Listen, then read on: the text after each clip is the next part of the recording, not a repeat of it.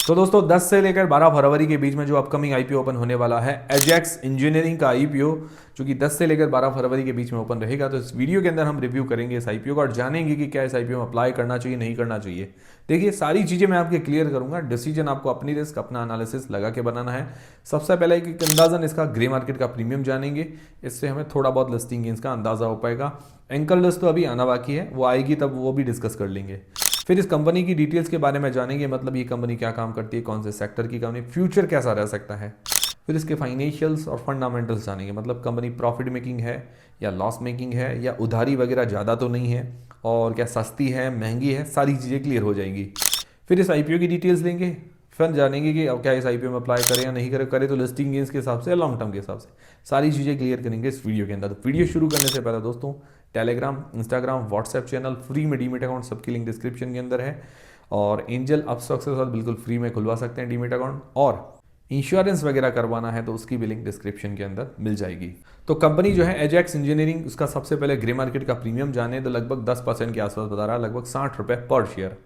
तो 10% के आसपास है, अभी डिमांड थोड़ी सी कम है। वैसे ग्रे मार्केट का प्रीमियम एक अंदाज़ा होता है, इसके पूरे भरोसे आप ना रहें। ये क्या होता है कि ऑफलाइन ब्रोकर से डिमांड आती है, मतलब जो भी इसका भाव वगैरह आता है तो वो क्या चेंज होता रहता है, गलत भी हो सकता है, तो पूरे भरोसे नहीं रहना है, सिर्फ एक अंदाज़ा लेना है हमें। तो अभी जीएमबी थोड़ी कम है तो अभी हमें वेट करना चाहिए। फिर इस कंपनी की डिटेल्स के बारे में जानते हैं, मतलब ये कंपनी क्या काम करती है। तो कंपनी 1992 के अंदर इनकॉर्पोरेट हुई थी, करीब करीब हो चुके हैं 32 साल अपने ही सेक्टर के अंदर, अब 33वां साल भी चल रहा है। तो एजेक्स इंजीनियरिंग जो मैन्युफैक्चर करती है जो कंक्रीट इक्विपमेंट्स होते हैं, कंक्रीट क्या होता है, मतलब आप क्यों कह सकते हैं कि भाई हम घर की छतों में आरसीसी वगैरह करते हैं, छत वगैरह भरते हैं, तो उसके अंदर क्या होता है, सीमेंट, कंक्रीट और बजरी वगैरह इन सब का मिक्सचर होता है। तो ये कंक्रीट जो मिक्सचर होता है उसके रिलेटेड इक्विपमेंट्स बनाती है, मिक्स करने के लिए इक्विपमेंट्स आते हैं।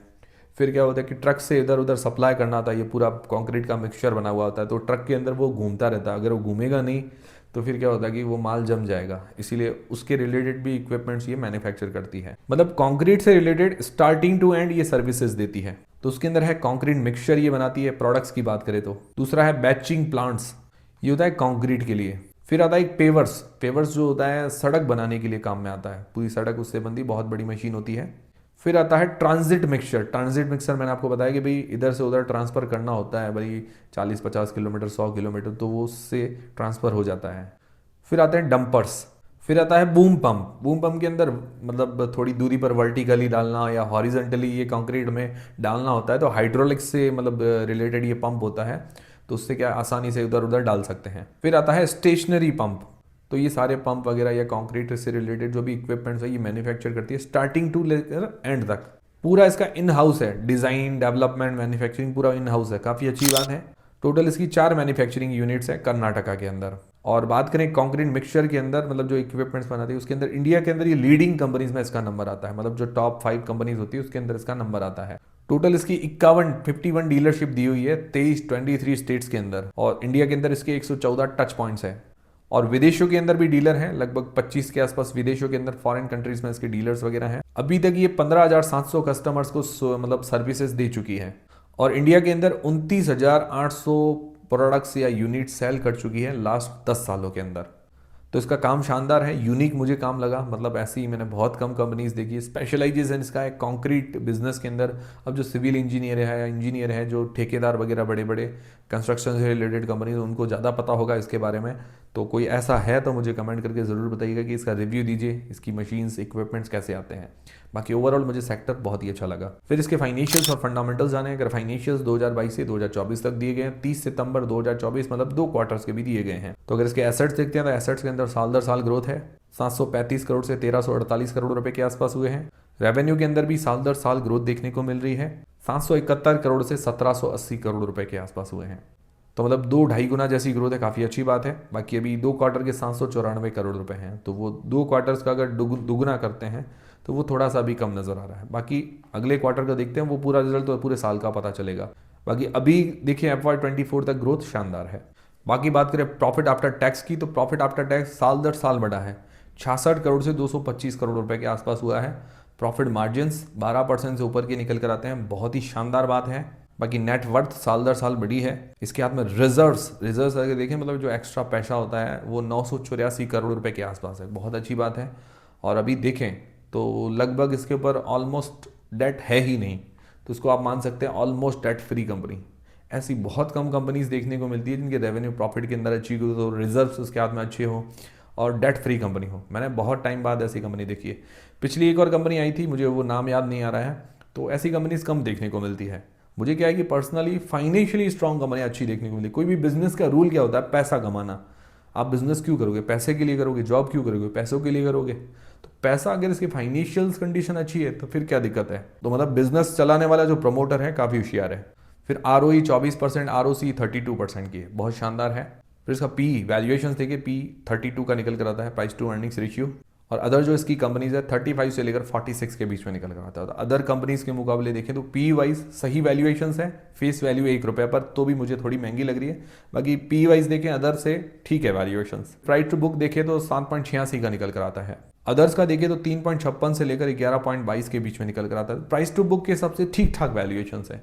तो ओवरऑल आप कह सकते हैं कि ना तो ज़्यादा महंगी है और ना ही ज़्यादा सस्ती है, ठीक ठाक वैल्यूएशंस कह सकते हैं। बट ये कि फीस वैल्यू ₹1 पर थोड़ी और सस्ती करते तो बढ़िया रहता। फिर इस आईपीओ की डिटेल्स के बारे में जानते तो 10 से लेकर 12 फरवरी के बीच में ये आईपीओ ओपन रहेगा। फेस वैल्यू है ₹1 पर शेयर, ₹599 से लेकर ₹629 के बीच में इसका प्राइस बैंड रखा गया। 23 मतलब 23 शेयर्स का ये लॉट है और इसका टोटल इश्यू साइज है 1269 करोड़ रुपए का पूरा OFS है।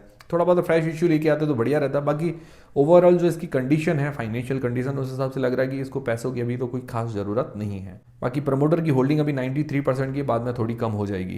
एम्प्लॉइज को जो डिस्काउंट दिया गया है ₹59 का, ₹59 का। रिटेल पोर्शन है 35% का। लिस्टिंग डेट है 17 फरवरी को। 17 फरवरी को शेयर मार्केट के अंदर लिस्ट हो जाएगा। तो ये है आईपीओ की पूरी डिटेल्स। अब सबसे मेन सवाल यह था कि क्या इस आईपीओ में अप्लाई करें या नहीं करें तो लिस्टिंग गेन्स के हिसाब से या लॉन्ग टर्म के हिसाब से। उससे पहले आपके पास या आपके फैमिली मेंबर्स में किसी के पास डीमेट अकाउंट नहीं है, खुलवाना चाहते हैं तो उसकी लिंक डिस्क्रिप्शन के अंदर है। एंजल अपस्टॉक के साथ बिल्कुल फ्री में खुलवा सकते हैं। तो सबसे पहले जो लोग लिस्टिंग गेन्स के हिसाब से अप्लाई करना चाहते हैं तो जनरली हम हमारे 4 पैरामीटर्स देखते हैं, जैज़ पैरामीटर्स। ये सिर्फ रिस्क मापने के लिए, बाकी अप्लाई करने नहीं करने का डिसीजन नहीं है, वो तो डिसीजन आपको खुद को बनाना है। क्योंकि देखिए पैसा आपका है तो आप खुद डिसीजन बनाएंगे तो वो सही रहता है, खुद की सोच लगेगी वो ज़्यादा सही है। और भरोसे किसी के नहीं रहना, सबकी सुननी चाहिए पर डिसीजन अपना बनाना चाहिए। तो सबसे पहले जी जीएमपी भी थोड़ी कम है, अभी 10% है मिनिमम। मेरा क्राइटेरिया रहता है 20% हो तो ठीक है, थोड़ा सेफ हो जाता है। तो अभी थोड़ी कम है तो वेट करना चाहिए। फिर दूसरी चीज़ है भाई इसकी वैल्यूएशंस ना तो ज़्यादा महंगी ना ज़्यादा सस्ती, तो इसके अंदर आधा पॉइंट हम दे सकते हैं, ठीक है। और फिर तीसरे पॉइंट है एंकर लिस्ट, वो आना बाकी है, सब्सक्रिप्शन आना बाकी है। तो अभी में थोड़ा वेट करना चाहिए, ओवरऑल मार्केट का सेंटीमेंट देख के अप्लाई करने का सोचना चाहिए, जल्दबाजी नहीं करनी चाहिए। आप लोग क्या करेंगे कमेंट करके बता दीजिएगा। फिर लॉन्ग टर्म के हिसाब से जो लोग अप्लाई करना चाहते हैं तो पॉजिटिव्स और नेगेटिव्स दोनों ही देख लेते हैं। पॉजिटिव में मुझे इसका सेक्टर बहुत ही बढ़िया यूनिक लगा और कंस्ट्रक्शन रिलेटेड, मतलब जो कंक्रीट वगैरह बनाती है उसके इक्विपमेंट्स के अंदर ये लीडिंग कंपनी है इंडिया के अंदर, काफ़ी अच्छी बात है। फाइनेंशियली मुझे काफ़ी कंपनी शानदार लगी, सबसे बढ़िया इसका पार्ट लगा financials, almost debt free company है, कितनी अच्छी बात है। प्रॉफिट मार्जिन अच्छे हैं, 12% से ऊपर के हैं। वैल्यूएशंस ठीक ठीक है, बाकी ROE ROC वगैरह बढ़िया है, सारी चीज़ें अच्छी नज़र आ रही है। बात करें नेगेटिव्स की, नेगेटिव्स ऐसा विशेष तो कुछ नहीं लगा मुझे, बट एक दो नेगेटिव्स बताता हूँ। जैसे पूरा OFS है, थोड़ा बहुत फ्रेश इश्यू लाना चाहिए था, बट कंपनी की कंडीशन को देखते हुए कि लगता है कि भाई पैसों की तो ज़रूरत खास है नहीं, इसीलिए ठीक है। फिर अगर बात करें दूसरा नेगेटिव तो थोड़ी वैल्यूएशंस और सस्ती करते तो बढ़िया रहता। बाकी ओवरऑल बढ़िया कंपनी नज़र आ रही है, प्रमोटर की होल्डिंग अच्छी है, प्रमोटर काफ़ी अच्छे नज़र आ रहे हैं, फाइनेंशियली स्ट्रांग है, मतलब एक आइडियल कंपनी कहते हैं ना लॉन्ग टर्म के हिसाब से, वो ये नज़र आ रही है। बाकी देखते हैं, अभी मेरा भी जल्दबाजी नहीं है, देखूंगा अभी मार्केट में डिमांड वगैरह कैसी रहती है, उस हिसाब से मैं भी डिसीजन बनाऊंगा। बाकी ओवरऑल इंटरेस्टिंग है, नज़र बनाए रखने जैसी कंपनी है, खराब कंपनी नहीं है। आप लोग क्या करेंगे, अप्लाई करेंगे नहीं करेंगे, कमेंट करके बता दीजिएगा। बाकी मैं आपको डिसीजन वाला वीडियो, मतलब फाइनल डिसीजन वगैरह सारी चीज़ें देता रहूँगा, तो हमसे जुड़े रहिए। वीडियो पसंद आए तो लाइक जरूर करें, और ये वीडियो देखने के बाद अगर आपकी हेल्प हुई है तो वीडियो को लाइक जरूर करें, कमेंट करके जरूर बताएं। मिलते हैं दोस्तों अगले वीडियो के अंदर।